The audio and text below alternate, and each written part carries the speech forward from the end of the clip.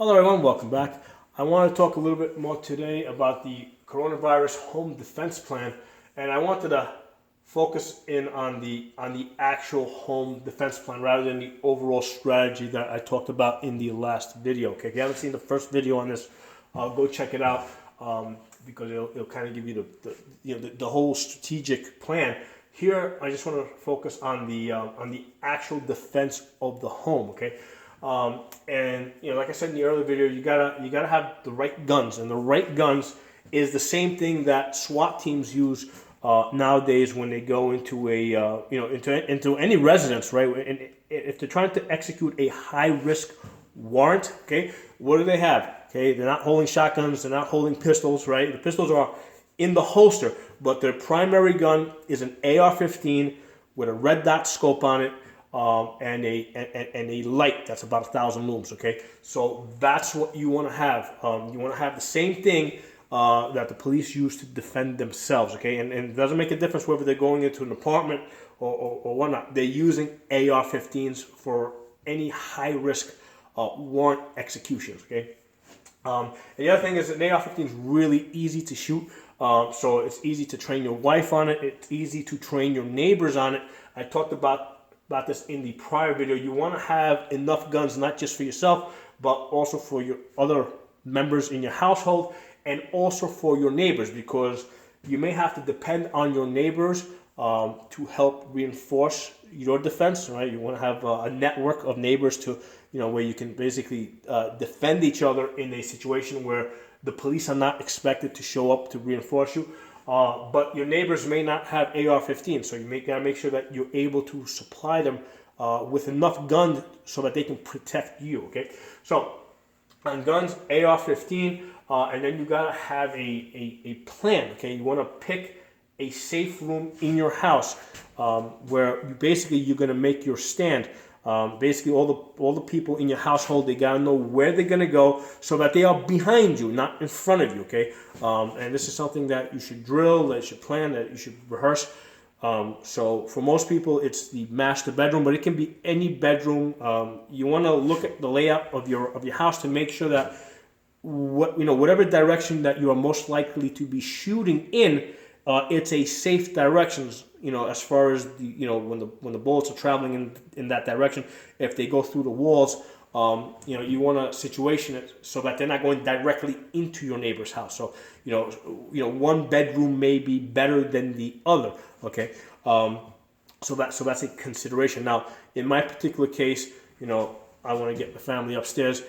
I want to make my stand at the top of the staircase where there's a wall that I can take cover behind, and I want to be shooting down the staircase at the bad guys that are trying to come up, because basically I'm basically putting them into a narrow corridor where only two guys can come up at a time, side by side, and it doesn't matter if there's 10 guys behind them.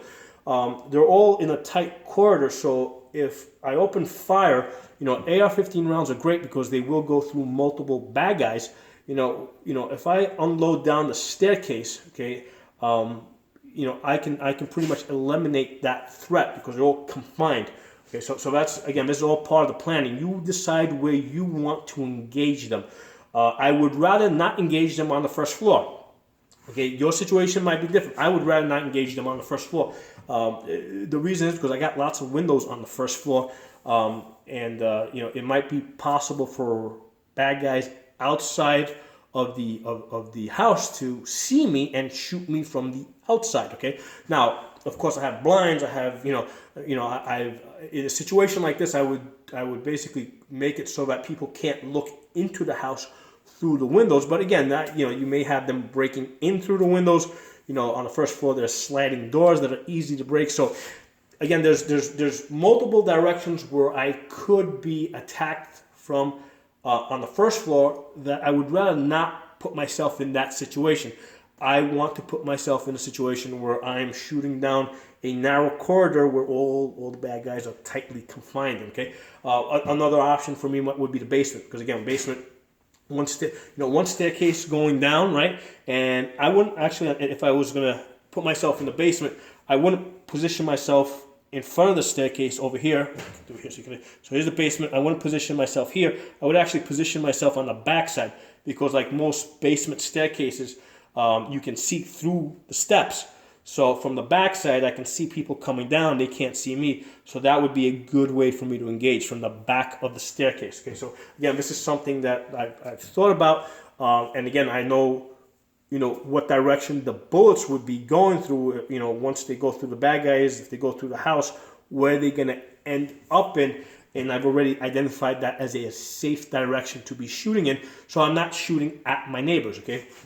So again, this is something that you got to think about, and then think about how you're going to communicate with your neighbors if the electronics are not working, if the phones are not working, And in the prior video, I gave the idea of, I keep a couple of 100 feet of rope. I keep a number of cowbells that I use for my animals, that, I would be able to run rope between the houses and attach bells at the end so that we can signal each other. Okay, so that's something for you guys to consider. And if that may not work for you, but you may have a different idea. But the point is that you got to consider that. Okay, so these are things I kind of wanted to focus on.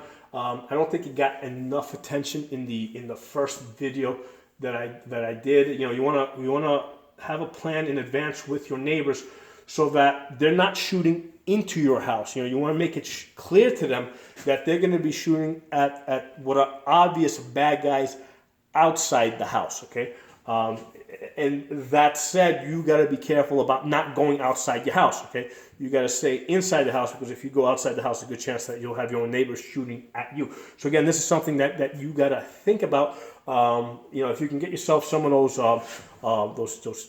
cheap walkie-talkies, that are good for like maybe a quarter mile. I think I used to get them for like $20 or $30. That might also be a good way for you to communicate with your neighbors. So if you do decide that you need to go outside your house, they know that you're coming outside of the house.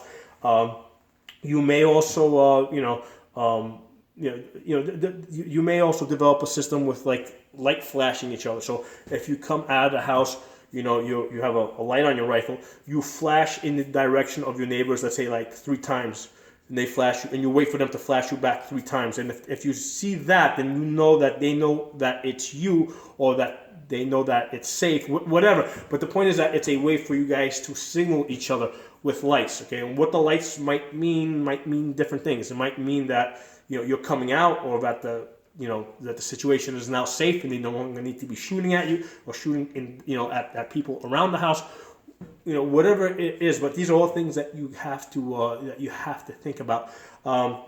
If you guys have any other questions, comments, any of your own ideas, put them in the comment section. If you're not a member of the channel, subscribe. I'll talk to you guys soon.